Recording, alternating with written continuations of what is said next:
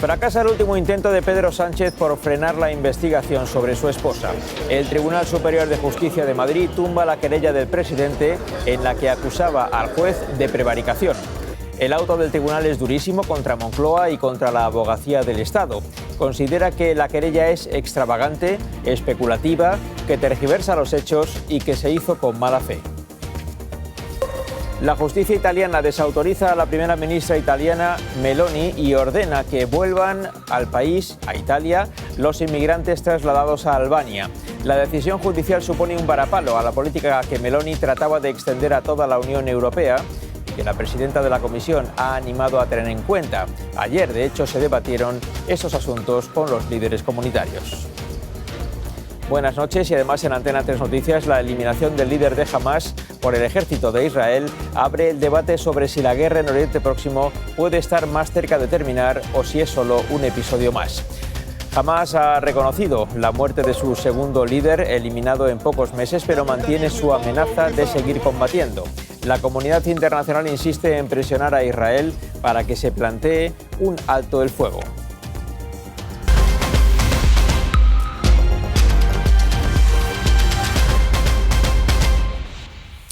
Moncloa lo ha intentado de varias maneras y probablemente lo intente en adelante de algunas otras, pero de momento Pedro Sánchez no consigue frenar la investigación judicial a su esposa. Su retiro de 5 días en el mes de abril no provocó el sentimiento de conmiseración que se pudiera pretender y las actuaciones judiciales continuaron. Los estrategas políticos y jurídicos de la defensa de Begoña Gómez acudieron 2 veces a la Audiencia Provincial de Madrid y las 2 veces fracasaron en sus intentos de paralizar la investigación. Y hoy el Tribunal Superior de Justicia de Madrid ha tumbado la pretensión de Pedro Sánchez de que se abriera una causa contra el juez por prevaricación.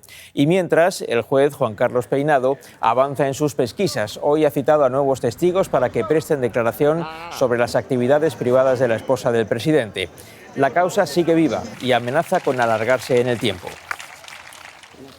Nada de esto augura necesariamente que este asunto vaya a acabar en un juicio ni, en su caso, en una sentencia condenatoria. Pero el tránsito hasta que haya una decisión va a ser tan difícil para los protagonistas como lo ha sido antes para tantos y tantos acusados de casos de corrupción cuyas causas judiciales se alargaron durante años. Lo que sí sabemos ya es que el auto de hoy del Tribunal Superior de Justicia de Madrid es contundente. Acusa a Pedro Sánchez de utilizar la institución de la Abogacía del Estado para presentar esta querella a la que califica como extravagante. Dice que se basa en especulaciones con el fin de tergiversar. Son 37 páginas muy duras, especialmente en el voto particular de uno de esos magistrados que acusa de mala fe procesal a Pedro Sánchez e incluso propone una multa al presidente del Gobierno. Poco después de conocerse este auto, Moncloa ha hecho su primera valoración. Vamos hasta Palacio de la Moncloa. Lucía González. Y aunque dicen respetan esa decisión, también dejan claro que no la comparten, que discrepan de los argumentos que da el tribunal para no admitir a trámite esta querella. Incluso dicen, hay frases que les sorprenden, que creen innecesarias. Y a pesar de este auto, el Gobierno hoy insiste, tiene que haber un debate social porque dicen hay un acoso injustificado y sin pruebas contra los políticos de la izquierda y sus familias. El juez Juan Carlos Peinado, que investiga a la mujer de Pedro Sánchez, decidió tomar declaración como testigo también al presidente. Es mi esposa. El magistrado no le permitió declarar por escrito, una fórmula que contempla la ley para determinadas autoridades, y este fue el motivo que llevó a Sánchez a querellarse contra el juez por prevaricación. Pero ahora el Tribunal Superior de Justicia de Madrid rechaza esa querella. Sea acertada o no la fórmula elegida por el juez, lo cierto es que no quiso interrogar al presidente por sus actos, sino al esposo de la querellada. Pero uno de los magistrados va más allá, cree que se tendría que haber abierto una pieza separada contra Sánchez por mala fe procesal. Puede entrañar un ejercicio abusivo del derecho a querellarse. Fuentes de Moncloa discrepan de este auto, mientras que Feijóo lo califica de inasumible para un presidente. Se trata solo del último revés para el Gobierno con este caso. El primero fue la propia apertura de la causa y la imputación de Begoña Gómez. Después llegaron las 2 veces que la Audiencia de Madrid ha dado luz verde al juez para esta investigación, acotándola eso sí. Y el penúltimo llegó esta semana, cuando la propia Fiscalía propuso no admitir a trámite la querella de la esposa de Sánchez también contra el magistrado. El tribunal aún tiene que deliberar sobre esta querella. Este de hoy es el último de 3 reveses judiciales que Pedro Sánchez ha recibido en los últimos días. El primero la que parece ya inminente imputación de José Luis Ábalos después de conocerse el contenido del informe de la Guardia Civil que cuestiona decisiones importantes, incluida la actuación nunca aclarada del propio presidente en el caso de Delcy Rodríguez. El segundo, la imputación del fiscal general del Estado por el Tribunal Supremo. Y el tercero, hoy, esta decisión del Tribunal Superior de Justicia de Madrid sobre el caso de Begoña Gómez, que se une a dos decisiones anteriores de la Audiencia Provincial en esa misma dirección. Sobre el asunto del fiscal general, Pedro Sánchez dio su apoyo a Álvaro García Ortiz frente a la decisión del Tribunal Supremo. Respetamos, como no puede ser de otra manera, la posición del Tribunal Supremo, pero respaldamos la acción del fiscal general del Estado. Y respaldamos la acción del fiscal general del Estado porque ha hecho su trabajo, ha hecho lo que debía hacer, que son dos cosas. La primera, perseguir al delincuente y, en segundo lugar, combatir la desinformación y un bulo. Pedro Sánchez se niega a que dimita al fiscal general porque se entendería como una victoria de Isabel Díaz Ayuso. De hecho, la imputación ya se interpreta de esa manera. Por su lado, la oposición considera que el fiscal general está siendo protegido por el presidente del Gobierno y el ministro de Justicia y que Álvaro García Ortiz se atrinchera en el cargo. El fiscal general del Estado ha decidido atrincherarse mientras está siendo investigado por el Tribunal Supremo, ha decidido negar la realidad y atacar y amenazar a la oposición y ha decidido no aceptar el dictamen del Consejo Fiscal, que ha alzado la voz pidiendo mayoritariamente su dimisión. El PP cree haber encontrado un filón en este asunto para cargar contra el presidente, pero entre los socios de Pedro Sánchez, entre los partidos satélites del Gobierno, no hay dudas. Hoy se ha pronunciado el portavoz del PNV, que fue el partido que dio la victoria a Sánchez en la moción de censura contra Rajoy, justificada en aquel momento por los casos de corrupción del PP. Ahora, Aitor Esteban considera que el papel del PNV es distinto a aquel momento, considera que lo suyo es dar gobernabilidad al Estado. A más de 2.000 kilómetros, pero con la vista puesta en lo que ocurre aquí. Desde Berlín, hoy Feijóo reprocha a García Ortiz que se aferre al cargo. Bajo sospecha en un banquillo ante el Tribunal Supremo. Y se posiciona al lado de los 7 vocales del Consejo Fiscal que ayer pidieron su dimisión. No quieren verse arrastrados por el desprestigio de su jefe. Señalan su renuncia como única salida. Aumentan contra él la presión, sin desviar el foco del Gobierno. El sanchismo empieza a sentarse también ante el Tribunal Supremo. Tachan de inédita la situación. También la defensa que en Moncloa llevan días evidenciando. Total respaldo. Hizo lo que debió hacer. Lo que había era una mentira de la señora Ayuso. El respaldo absoluto que Sánchez ya ha querido dejar claro. Es evidente que el fiscal general del Estado ha hecho el trabajo que tiene encomendado. Una estrategia de defensa que no todos en el PSOE ven tan clara. Para mí es una tortura, que pase pronto. Pero en la que por ahora se mantienen socios como el PNV. Uno lee el auto, tampoco se dice nada de que haya indicios. Acusan a los populares de sobreactuar. En todo actúan con unos movimientos como si les fuera la vida. Sin atisbo, de momento, de replantearse su apoyo al Gobierno. El caso del fiscal general trae causa de las tensiones provocadas en su día por las actuaciones judiciales contra el novio de Isabel Díaz Ayuso, que se filtraron muy poco después de que se conocieran las actividades privadas de Begoña Gómez. Ya antes de todo eso, el presidente del Gobierno de la Nación había decidido elegir como enemiga política a una presidenta de comunidad autónoma. Y esa presidenta de comunidad autónoma acoge con entusiasmo esa decisión del presidente del Gobierno de la Nación. Desde entonces el enfrentamiento ha ido a más y en las últimas 24 horas hemos asistido a un espectáculo como el que van a ver. De la A de Ayuso a la Z de Zaplana. De la A a la Z no vamos a empezar por Ábalos y vamos a acabar por Zapatero. Tienen un caso de corrupción para cada letra desde el abecedario. Vamos a hablar de la B, de Berni, de Barrabés y de Begoña. Que es pareja de un delincuente confeso. La señora Gómez utilizó la Moncloa sin tener ningún tipo de preparación. Presuntamente la presidenta de la Comunidad de Madrid puede haberse beneficiado de esa situación. Es un gobierno de tiranos, de caraduras. Por paga un bulo. Son ustedes unos mafiosos y unos estalinistas. La dimisión de la presidenta de la Comunidad de Madrid. Y por eso Pedro Sánchez también irá para adelante. Esta tensión no solo llega a los espacios políticos, también llega a los judiciales. Hace unos días el PP presentaba una querella contra el PSOE por supuesta financiación ilegal. Hoy los socialistas amenazan con presentar otra contra el PP por difamación en el caso de que los tribunales no admitan esa querella del PP. Los populares se muestran convencidos de su acierto, dicen que la querella está bien fundamentada y que esto solo es el inicio, aunque en realidad hay dudas razonables sobre la posibilidad de que las actuaciones judiciales del PP acaben en nada. Confiamos en que será admitida a trámite y que abrirá un procedimiento judicial. Y si no, habrá otros. Porque esto yo le puedo asegurar que no ha hecho más que empezar. El Partido Popular ha aprendido del pasado y lo que me sorprende mucho es que el Partido Socialista no lo haya hecho. Y desde el Senado están dispuestos a un nuevo choque entre cámaras legislativas después de que el Congreso haya oficializado la reforma que beneficiará a presos etarras y que desde la Cámara Alta se intentó vetar después del error del PP al votar a favor de esa norma.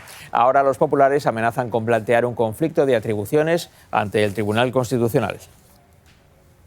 Nos parece inadmisible el acuerdo de la mesa del Congreso, que ha despachado este asunto sin ningún informe jurídico que lo avale. El uso del Congreso en base al interés de Sánchez es una muestra más de cómo el sanchismo pone las instituciones a su servicio.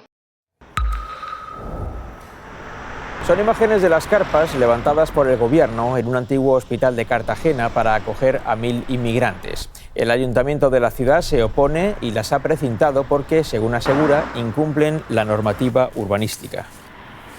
Esas carpas son una de las soluciones del Gobierno para albergar a inmigrantes trasladados desde Canarias. Esther Vaquero. Sí, la iniciativa está de momento paralizada. Hoy el presidente canario ha anunciado que si no hay respuestas a la crisis migratoria, tomará sus propias medidas. Y ha confirmado también la compra de cámaras frigoríficas para la isla del Hierro, porque no hay espacio para los migrantes fallecidos. Que al final, desgraciadamente, llegan y los cadáveres se acumulan y no tenemos espacio. Pero esa realidad es la realidad, que algunos se empeñan en no ver, que se empeñan en ocultar o en no ver. Pero qué triste que tengamos que llevar al Hierro cámaras frigoríficas para almacenar cadáveres, algunos incluso de menores. El naufragio del pasado 28 de septiembre, en el que murieron al menos 9 personas, obligó a improvisar medidas para almacenar los cuerpos. Las autoridades de El Hierro siguen pidiendo ayudas urgentes. María Gutiérrez.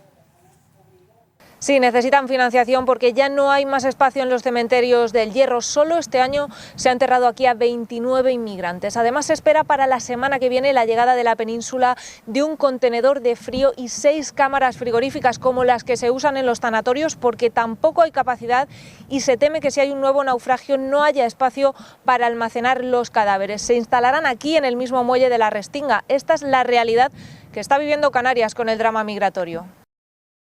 Cada vez que algún vecino fallecía en El Hierro se ponía una cruz en su casa, en el camino, en alguna plaza. Así recordaban la historia y los nombres de sus muertos. Una tradición centenaria que hoy ya no se podría hacer. Es la más pequeña de las islas, la que tiene menos población y menos cementerios. Desde hace meses ya apenas quedan nichos. Edificar 80 nichos. Los alcaldes abren las puertas de sus camposantos. Quieren enterrar a los inmigrantes en sus pueblos, en la tierra prometida que buscaban. ¿Dónde está la dignidad de estas personas? Son seres humanos como nosotros. Los vecinos se turnan para que haya siempre alguien que les despida, que les lleve flores, alguien que les llore, aunque no les conociera. Muchos son solo un número. Pocos tienen un nombre, pero la mayoría de los cuerpos no tienen ni eso. Esa embarcación sufre un vuelco. Hay un naufragio total. Se estima que 33 personas al día mueren en un mar convertido en cementerio, más de 12.000 al año. Veo a una compañera llorando. ¿Qué te pasa? Ah, no, aquel cayuco ahorcado que estaban buscando. Uf. Ya te paralizas, te quedas en shock. Otro problema político de falta de infraestructuras, pero sobre todo un problema humanitario. En Italia, la justicia ha frenado los planes de la primera ministra para el traslado de migrantes fuera del país. Un tribunal de Roma acaba de ordenar el retorno de las personas que fueron trasladadas hasta un refugio en Albania. Eso significa que los 12 migrantes tendrán que volver a Italia. La oposición ya ha pedido a Giorgia Meloni que retire su plan de externalizar los centros de refugiados. Vamos a Roma. Manuel Tori. Sí, de hecho la oposición apunta a una violación del derecho internacional, aunque el gobierno italiano, como era de esperar, obvia este duro golpe jurídico ante un precedente que comprometería los planes de Meloni en Albania, aunque su ministro del Interior, Piantedosi, hoy ha confirmado que estarían dispuestos a recurrir hasta el propio Tribunal Supremo. El próximo lunes, el Consejo de Ministros extraordinario acerca de Albania aquí en el Palacio Chigi. Otros países de la Unión Europea dejaban la puerta abierta a seguir ese modelo italiano para gestionar la migración ilegal en sus territorios, pero el varapalo de la justicia italiana podría suponer el fracaso de la iniciativa también en el resto de la Unión. Guillermo Pascual. Sí, en la última cumbre europea hemos visto que muchos países de familias políticas a derecha y a izquierda se han interesado por el plan de Meloni, pero es verdad que muchos de ellos tenían dudas y este fallo viene a confirmar que el modelo de la primera ministra italiana está muy verde y tiene lagunas. Así que parece que por ahora el resto va a preferir esperar y ver cómo termina el experimento de Meloni. En estos enormes barcos de la Marina italiana llegaron los 12 migrantes a los centros de internamiento en Albania. Ni 24 horas después tendrán que volver a Roma. Un varapalo judicial que ensucia el gran proyecto que Giorgia Meloni quiere exportar al resto de Europa. La propia presidenta de la Comisión se mostró favorable a estudiar este modelo, pero a la vez reconocía: todavía tenemos muchas preguntas que no tienen respuestas. Unas críticas que sobre todo han venido de la delegación española. Porque son fórmulas que no atajan ninguno de los problemas y crean otros nuevos. Pero la posición española a día de hoy es minoritaria. La mayor parte de los países no cierran la puerta y hasta ella, la primera ministra de Dinamarca, de familia socialista, se ha posicionado como la mejor aliada de los gobiernos de extrema derecha de Italia y Países Bajos. Y hoy también Alemania da un paso más y anuncia que va a endurecer el acceso de las ayudas para refugiados. Una Europa dominada y absolutamente dependiente del debate migratorio. Los centros de deportación en terceros países han despertado un debate en el que no ha querido entrar todavía el Partido Popular. Ayer Feijóo evitó dar su opinión sobre el modelo Meloni. Hoy, después de la cumbre de Bruselas y en Berlín, el líder del PP ha acusado a Pedro Sánchez de estar más solo en Europa y de no tener política migratoria. Pero Feijóo sigue sin decir lo que él opina sobre el modelo de la primera ministra italiana. Europa tiene que trabajar y España no puede quedarse al margen. Y lamentablemente lo que estamos viendo es que España cada vez está más sola en su política migratoria, probablemente porque no tiene política migratoria. Y la política del reparto no es una política, es la falta de política. Más noticias. La afiliación a la Seguridad Social ha crecido en 218.000 personas en 15 días. Ya hay más de 21,3 millones de afiliados. Además, la economía española ha crecido un 0,8% en el segundo trimestre. Esto supone 4 veces más que la media de la zona euro. Son las últimas imágenes del líder de Hamás con vida. Había resultado herido durante el fuego cruzado con el ejército israelí y un dron hebreo captó su imagen. Poco después moriría en un ataque. Las imágenes las ha distribuido el ejército de Israel. En su ofensiva, Israel ya ha eliminado a los principales líderes de Hamás, también al máximo dirigente de Hezbollah y a uno de los comandantes con más poder de la Guardia Revolucionaria iraní. De todos ellos, Sinwar era el más buscado. La operación en la que murió fue lo más parecido a un golpe de suerte. Ocurrió durante un ataque rutinario. Vamos a Jerusalén. Janira Gómez. Sí, Israel ha reconocido que no tenía información de inteligencia sobre el paradero de Sinwar y que los soldados que lo mataron el miércoles no vieron que podía ser él hasta ayer cuando inspeccionaron el edificio. Sin embargo, su muerte parece lejos de ser un punto de inflexión para Medio Oriente. Mientras Hamás busca un nuevo líder y asegura que fortalecerá sus filas, Israel ha enfatizado que este no es el fin. En Gaza mantiene sus mortíferos bombardeos y cumple 2 semanas de asedio en el norte, a la vez que prepara su ataque de represalia contra Irán. 3 hombres sospechosos entran y salen de un edificio en Rafah. Salta la alarma en el ejército israelí. Comienzan los ataques sin saber que se trata del líder de Hamás. Huían de casa en casa. Después de recibir disparos, Sinwar huyó a uno de los edificios solo. Sinwar resulta herido y se intenta poner a salvo en este edificio. Trata de disuadir a las tropas israelíes con 2 granadas. Los soldados envían un dron que graba a un hombre con la cara cubierta y el brazo herido. Sinwar le lanza un palo y el ejército israelí responde con un proyectil que acaba con su vida. Pero no se percatan hasta el día siguiente que el abatido se parece a Sinwar. Israel procede a identificarle. Se hizo un test dental de huellas dactilares y de ADN y todas las pruebas coincidieron con Sinwar. Las pruebas lo confirman. Acaban de eliminar al cerebro del 7 de octubre. Su muerte abre la puerta a un alto al fuego en Gaza, aunque Netanyahu dice que la guerra no terminará hasta que los rehenes sean liberados. En Israel, nada más conocerse la muerte del líder de Hamás, muchos ciudadanos salieron a las calles para celebrarlo. En medio de la euforia también han pedido la liberación de los rehenes. Creen que después de la muerte del ideólogo de los ataques del 7 de octubre del año pasado, esa es la siguiente tarea pendiente para el gobierno de Netanyahu. Es una gran noticia que el enemigo, el mayor enemigo de Israel en la última década, está finalmente muerto. Todos los que invadieron nuestro kibutz el 7 de octubre están finalmente muertos. El presidente de Estados Unidos ha sido recibido con honores militares a su llegada hoy a Alemania. Es el último viaje de Joe Biden como presidente.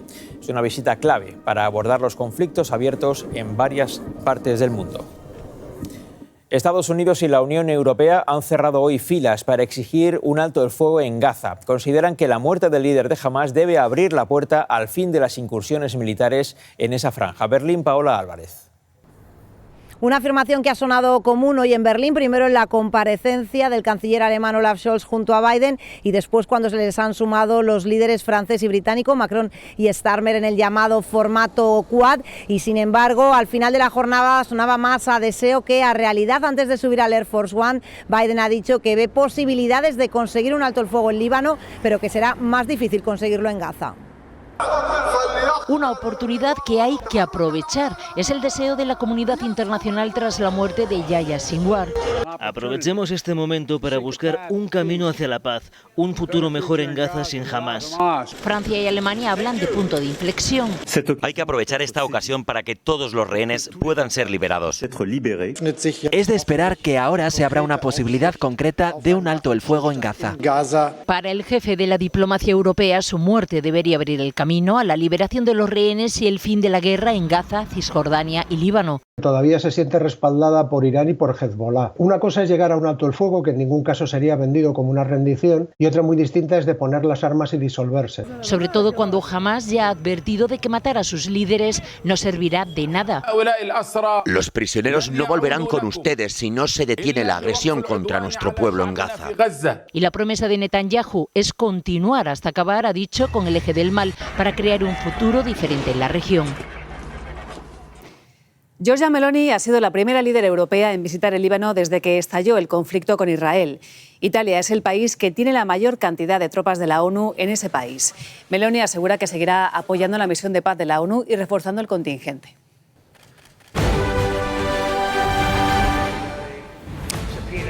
Donald Trump ha aprovechado una cena benéfica católica para burlarse de Kamala Harris. Es una tradición que en año de campaña electoral los candidatos acudan y den un discurso de tintes irónicos. Pero Kamala Harris no se ha presentado alegando problemas de agenda. Es la primera vez en 40 años que un candidato a la presidencia de Estados Unidos no forma parte de esa cena. Pero Kamala Harris no ha perdido la ocasión de llamar mentiroso a Trump a través de un vídeo. José Ángel Abad. Vicente, Kamala Harris no ha acudido porque está corriendo de estado indeciso en estado indeciso, intentando sobre todo alertar a quienes todavía ni siquiera tengan claro si van a ir a votar. Trump, sin embargo, no cree que a esas alturas haya muchos indecisos y por ello en lo que se centra es en motivar, casi se podría decir que en excitar a su base electoral para que no se olviden de depositar su papeleta. Es una cena benéfica en la que por tradición los candidatos presidenciales deben mostrar humor y Trump no falló. Es un placer estar en Nueva York sin tener que ir al juzgado. Kamala Harris dio plantón, pero envió un vídeo. Hay quienes odian y odian y odian. Ignórales. Pero a Trump es difícil ignorarle porque está en todos sitios, incluida una barbería del Bronx neoyorquino, en la cadena Fox News donde no disimulan que le adoran y en un podcast conservador donde en serio advierte: si las elecciones no son amañadas, vamos a ganar. Si son amañadas, será otra historia. De tanto repetirlo, las encuestas muestran que nada menos que la mitad de los votantes republicanos creen que habrá fraude en las elecciones y que si pierde Trump no debería aceptar el resultado. Kamala Harris clama: el pueblo americano está harto de sus manipulaciones, pero eso solo se aclarará de verdad en 18 días. Rusia podría estar detrás de una serie de incendios en varios países de la Unión Europea.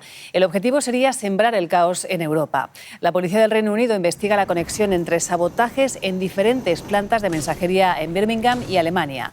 Varios paquetes que estaban a punto de ser repartidos en avión comenzaron a arder. Llevaban dentro pequeños artefactos explosivos. Una de las consecuencias de la invasión de Rusia a Ucrania ha sido el aumento de la vigilancia ante posibles actos de espionaje en Europa y en Estados Unidos. Preocupa también la creciente actividad de los servicios secretos chinos, que cuentan con una gran cantidad de agentes activos.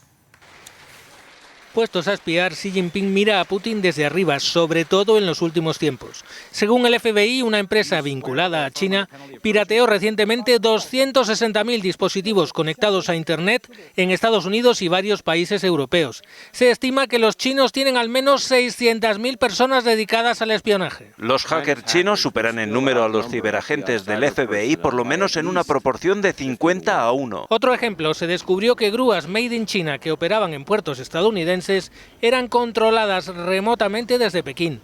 El régimen de Xi Jinping no tiene remilgos en que le descubran curioseando. Su gran baza es el dinero. La relación económica entre el Reino Unido y China contribuye a nuestro crecimiento y eso apuntala a nuestra seguridad. Ellos pretenden estar en la cima del mundo en 2049, 100 años después de la fundación de la China comunista. Para ello infiltran informantes en universidades, empresas, instituciones políticas. El asistente de un eurodiputado alemán fue detenido por trabajar para China. Linda Sun, que trabajó 15 años en el gobierno del estado de Nueva York, se enfrenta a 8 cargos por promover los intereses del gobierno chino y sabotear los de Taiwán.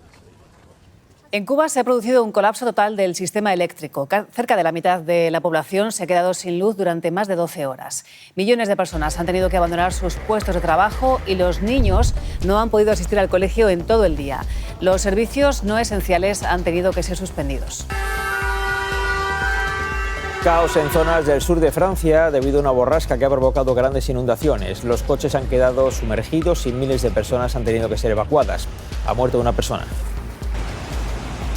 Son los efectos de un fuerte temporal en el norte de Italia. El agua ha anegado casas, ha arrasado puentes y ha desbordado ríos. Una persona ha muerto como consecuencia de la riada.